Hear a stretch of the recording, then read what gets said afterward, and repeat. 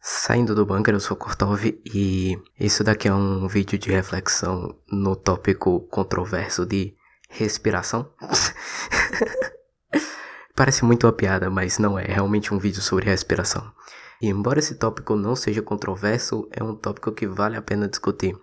Recentemente, eu tive a ideia de fazer isso aqui porque eu estava recentemente pesquisando exercícios de respiração e como narrar coisas enquanto você respira, porque eu gravo coisas e eu preciso aprender a respirar bem no vídeo para eu ter menos trabalho na hora de editar e também se eu não ter que cortar todas as respirações, porque se você corta todas as respirações da sua fala, corta algumas de boa, mas quando você corta todas começa a ficar um pouco estranho.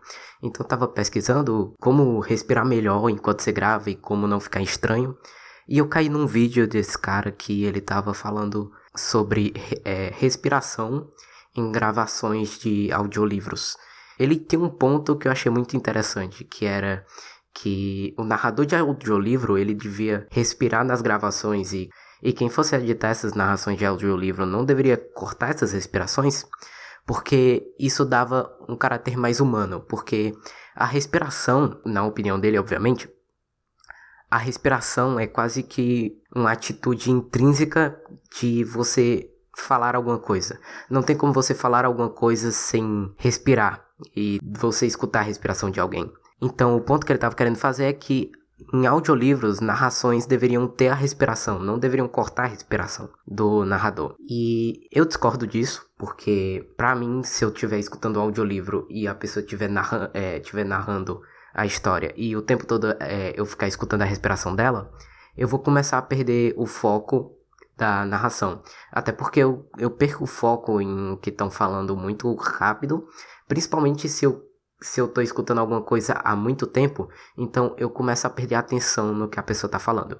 Eu não gostaria que tivesse essa respiração, tiraria o meu foco, mas não só por isso, também porque respiração, quando você tá conversando com alguém, respiração é um negócio que você geralmente escuta quando você tá muito perto da pessoa.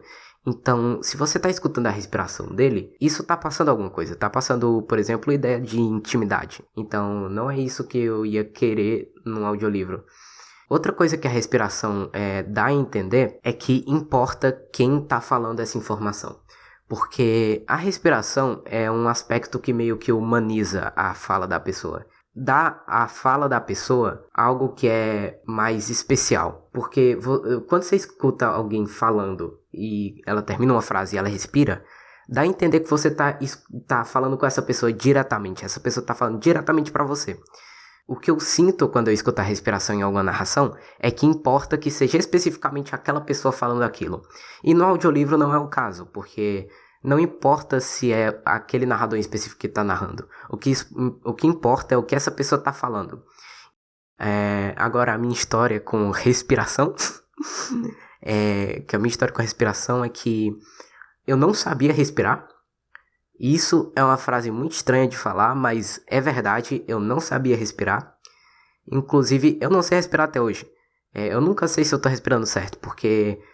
sempre me falaram que eu respiro errado. Porque assim, quando você inspira, teoricamente, o que deveria acontecer quando você inspira é que sua barriga deveria entrar pra dentro. Só que o que acontece às vezes quando eu tô respirando é que minha barriga, ela não entra, ela sai. Não completamente, obviamente, eu não perco minhas tripas. Então eu meio que respiro errado. Mas não é só isso, tipo... Até alguns dias atrás, eu tinha um problema que não é só quando eu vou narrar alguma coisa, porque eu também tinha isso quando eu tava conversando com alguém normalmente. Eu não sabia em que momento da frase ou em que momento do meu ponto eu deveria parar e respirar. Agora eu sei, porque vocês estão escutando minha voz agora, vocês não estão percebendo que eu tô ficando sem fôlego. Então eu não sabia onde eu deveria respirar. Tipo, às vezes eu construo uma frase ou um período muito longo e eu não sei onde que eu respiro nesse lugar. Então o que acontecia é que eu continuava falando essa frase até eu não ter mais fôlego e eu ter que parar e respirar. Isso geralmente era no final da frase. Então isso acontecia tantas vezes que depois de um tempo eu ficava sem fôlego e eu continuava falando a frase sem fôlego, tipo... Eu continuava falando a frase sem fôlego, como eu tô fazendo agora. E chegou um ponto em que eu tava falando tantas vezes sem fôlego, que eu fiquei tão bom nisso que as pessoas não percebiam que eu tava sem fôlego. Esse era onde eu ia sem conseguir respirar no meio da frase. Então eu aprendi a respirar no meio das frases, eu consigo, tipo... agora eu sei que eu deveria respirar. E editando o vídeo e aprendendo a respirar enquanto eu narro esses vídeos, eu também percebi outro propósito na respiração enquanto você narra ou enquanto você fala alguma coisa para a internet, especificamente, ou para consumo. Que é que a respiração, assim como qualquer outra coisa em cinema ou em literatura, que você tira ou deixa de tirar, aquilo dali tem um propósito. Se algo na sua história literária ou algo no cinema é removido ou não removido, aquilo dali quer dizer algo. Se não quer dizer algo, então essa peça de arte não foi pensada criticamente. Pelo menos na minha opinião. Então, se eu deixo a respiração em alguma coisa que eu tô falando, eu quero dizer algo com aquilo. Não só que importa que sou eu que estou falando isso, mas quando você deixa a respiração na sua narração, você está querendo dizer que, e você está querendo que o seu telespectador, ele tire mais tempo para refletir no que você está falando. Porque, por exemplo, nos vídeos de youtubers como o Digo, o Digo, ele corta praticamente todas as respirações dele e todas as falas dele são bem juntinhas, então fica muito claro que é muito editado. Tudo é muito rápido, são cortes muito rápidos, então o vídeo dele vai ficar mais curto, mas ele precisa de mais tempo para passar um ponto. Porque como ele corta as respirações dele, corta os silêncios, o telespectador, quem está assistindo, ele não vai ter tempo o telespectador não vai ter tempo para pensar no que o Digo acabou de falar, porque ele já vai estar falando outra coisa. Então ele precisa falar o mesmo ponto várias vezes, por muito mais tempo do que alguém que não corta precisaria. Mas ainda assim ele fica com um vídeo mais curto. E quando você deixa a respiração, você dá ao seu telespectador mais tempo de refletir no que você está falando, e você também dá a sensação de ou drama ou de importância. Porque se você respira, você está dando esse tempo para ele pensar no que você está falando e você precisa falar menos.